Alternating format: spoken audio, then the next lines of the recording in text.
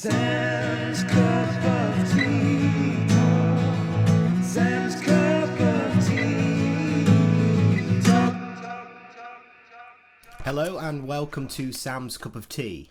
Today I'll be reviewing Ad Astra, starring Brad Pitt. This is a new science fiction movie directed by James Gray.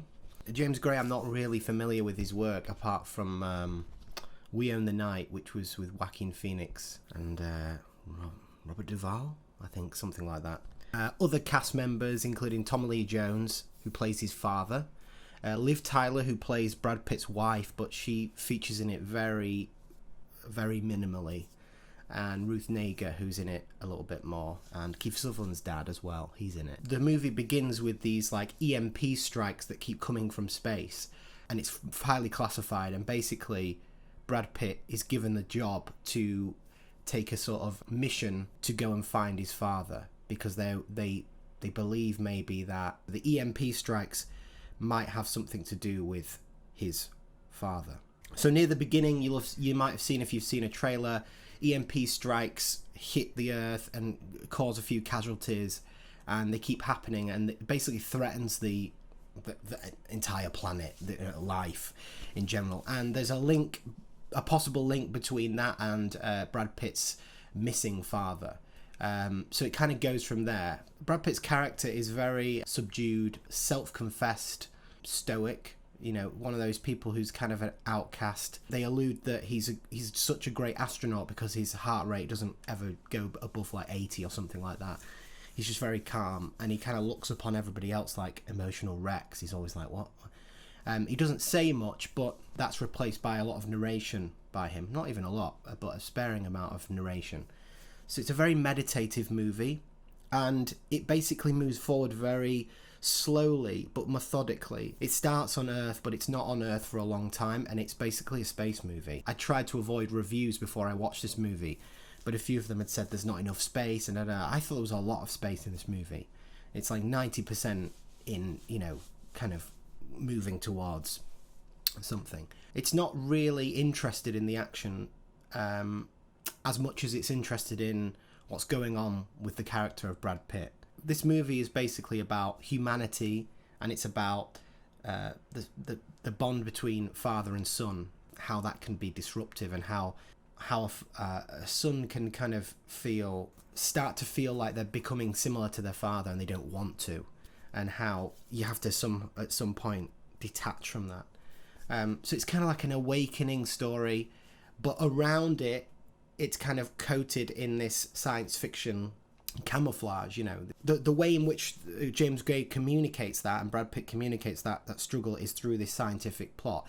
Now, I've seen in a lot of science fiction films this kind of same plot device, and I quite like it, to be honest. It's been in like Sunshine. It was in where basically another team goes out. The first team you never saw, but they lost communication with them, and then there's this eerie mystery behind what happened. Are they alive? And Sunshine was like that, where they find the first team, and it all goes a bit like, it has elements of that, and it relies on that mystery to get you sort of through it a little bit, because you're like, oh, what's going on? And it does kind of slowly unwind, this film.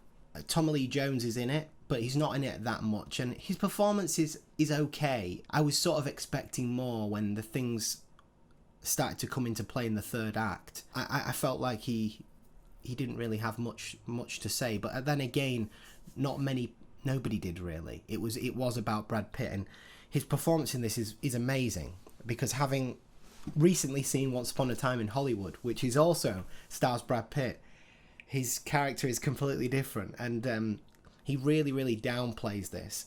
And so when you do see like a blip of emotion, it really hits you. And it's just a very cerebral film. I can understand a lot of people not liking this. There are a lot of logical inconsistencies in this film. There are a few events that you're just like, what the hell? Also, it doesn't try to explain its world too much. It explains at the beginning that it's set in the kind of not too distant future, but it doesn't really establish, what is really going on, who are these people, what is the state. It's not interested in that. It just basically uses that as, this is the template. We you know, we're established in space travel. That's also that we can have Brad Pitt getting to like having this long journey, and it's long and it's arduous, and it takes all these different routes, and it gets stranger and stranger as it goes along, and that's the whole point of it. And I think if you're watching this movie to just find you want the kind of lore of of what things are, the world to be more fleshed out, you're not going to get it in this. But one thing I liked about this movie was that I didn't, when I first went to see this film, I deliberately avoided reviews and spoilers and impressions. I went in very cold. I'd seen a trailer and I thought, this looks okay. But I'm a big fan of science fiction, and I've got to say that I loved this film all the way through. I was engaged. I wanted to see what happened next, and it constantly keeps you just wanting to know the next bit and the next bit, and it's a very mysterious film. And another thing I liked was that in a lot of movies based in science fiction, you always get the first act, or even less than that, being established in space. For example, like a film like Alien Covenant, which gets a lot of shit. But Alien Covenant, you get that bit at the beginning where they're in the ship. Walter's kind of tinkering about in the ship, and there's all that.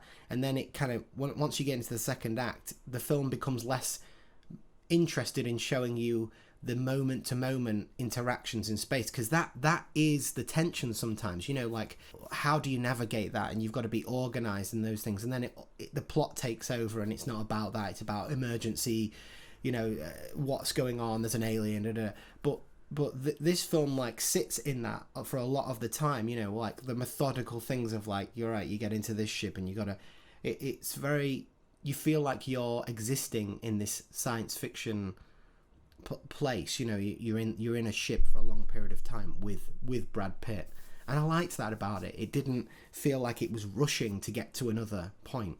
The effects in this movie are great. There are some shots on the moon, on Mars, that are just really breathtaking. Each planet, he goes to the moon and Mars and somewhere else, and each planet has a very different like color palette, and in that regard, it reminded me of 2001: A Space Odyssey, Interstellar, Gravity. It had all those elements of different things. It felt like it took from all those different things, and then it kind of did its own thing.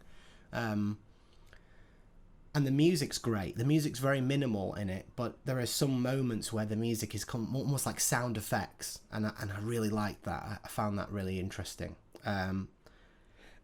My only biggest criticism would be the final act, the final part, and up until the way things are resolved is a bit like, oh.